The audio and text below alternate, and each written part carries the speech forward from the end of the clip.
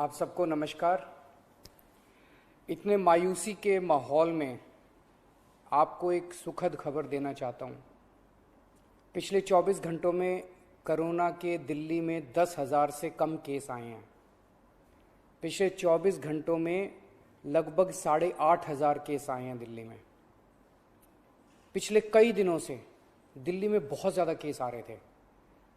20 अप्रैल को तो 28,000 से भी ज़्यादा केस आए थे। आज 8,500 केस आए हैं। कई दिनों में पहली बार 10,000 के नीचे केस आए हैं। दिल्ली में संक्रमण दर भी काफ़ी कम हो गई है।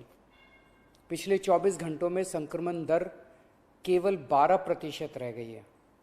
संक्रमण दर का मतलब अगर हम 100 लोगों का टेस्ट करते हैं तो उसमें कितने लोगों को कोरोना मिलता है।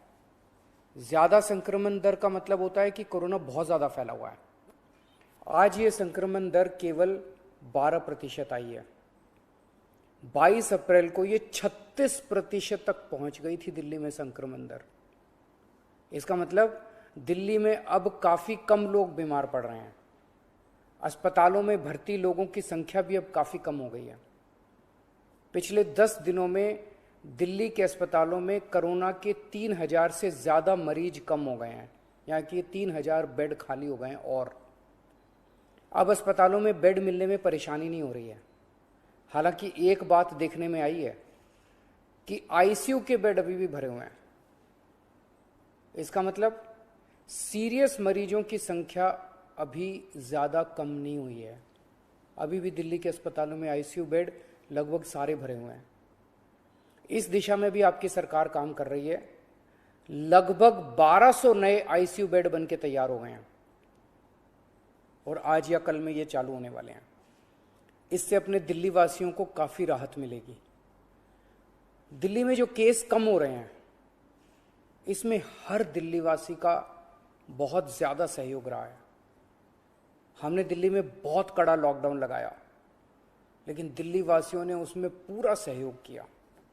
सबने पूरी तरह से लॉकडाउन का पालन किया। आज सब लोग बात कर रहे हैं कि दिल्ली वासियों ने इतने कम समय में कोरोना के केस कम कैसे कर लिए। ये केवल और केवल दिल्ली वासियों के अनुशासित आचरण की वजह से हुआ है। लेकिन लड़ाई अभी जीती नहीं गई है। लड़ाई अभी बाकी है। अभी भी 8,500 केस आए हैं। इनको 0 तक ले जाना है। कोरोना को पूरी तरह खत्म करना है। और दूसरी बात, हम अगर अब ढीले पड़ गए तो ये केस फिर बढ़ जाएंगे। कोई गारंटी नहीं है कि ये कम ही रहेंगे। फिर से दिल्ली पे मुसीबत आ सकती है। इसीलिए किसी भी हालत में ढिलाई नहीं करनी, कड़ाई से लॉकडाउन का पालन करना है और कोरोना से बचने के जितने भी उपाय हैं वो सारे लागू रखने हैं। दिल्ली सरकार भी अपने इंतजामों में कोई कमी नहीं छोड़ रही। हम अभी और नए ऑक्सीजन बेड बना रहे हैं। ऑक्सीजन के कई हजार सिलेंडर खरीद रहे हैं। नए नए आईसीयू बेड बना रहे हैं, ताकि भगवान ना करे अगर कोरोना के केस फिर से बढ़ गए तो हमारी तैयारी में कोई कमी नहीं होगी। पिछले कुछ दिनों में बेहद दुखदाई, बहुत दुखदाई दिन बीते। पिछले सभी कोशिशों के बावजूद हम अपने कई दिल्ली वासियों को बचा नहीं पाए। कई परिवारों में तो 1 से ज़्यादा मौत हुई है। मैं भगवान से प्रार्थना करता हूँ कि इन सभी आत्माओं को शांति प्रदान करे। मैं ऐसे कई बच्चों को जानता हूँ जिनके दोनों माता पिता चल बसे। अब उनका इस दुनिया में कोई नहीं है। मैं ऐसे सभी बच्चों को कहना चाहता हूँ कि उनके दुख को मैं समझता हूँ, पर आप चिंता मत करना बच्चों। आप अपने आप को अनाथ मत समझना। मैं हूं ना। किसी भी बच्चे की पढ़ाई बीच में छूटने नहीं देंगे। हर बच्चे की पढ़ाई जारी रहेगी। हर बच्चे की पढ़ाई और उन बच्चों की परवरिश का खर्चा सरकार उठाएगी। ऐसे कई बुजुर्ग हैं जिनके जवान बच्चे थे, वो कमाते थे तब उनका घर चलता था। अब वो कमाने वाले बच्चे नहीं रहे। ऐसे सभी बुजुर्गों को मैं कहना चाहता हूं कि आपके बच्चे चले गए।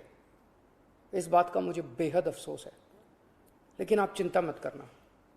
अभी आपका ये बेटा जिंदा है। ऐसे सभी परिवार जिनमें कमाने वाले व्यक्ति की मौत हो गई, उनकी मदद सरकार करेगी। ऐसे परिवारों की हम आर्थिक मदद तो कर देंगे, पर ऐसे बच्चों को, बुजुर्गों को इस वक्त प्यार की ज़रूरत है, हमदर्दी की ज़रूरत है।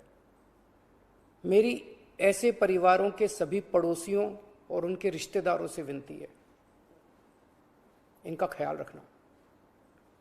ऐसे परिवारों पे बहुत बड़ी मुसीबत आई है, इन्हें अपना प्यार और अपनी हमदर्दी देना। दिल्ली के 2 करोड़ लोग, हम सब एक परिवार हैं। इस दुख की घड़ी में हमें एक दूसरे की मदद करनी है। आज ईद का त्यौहार है।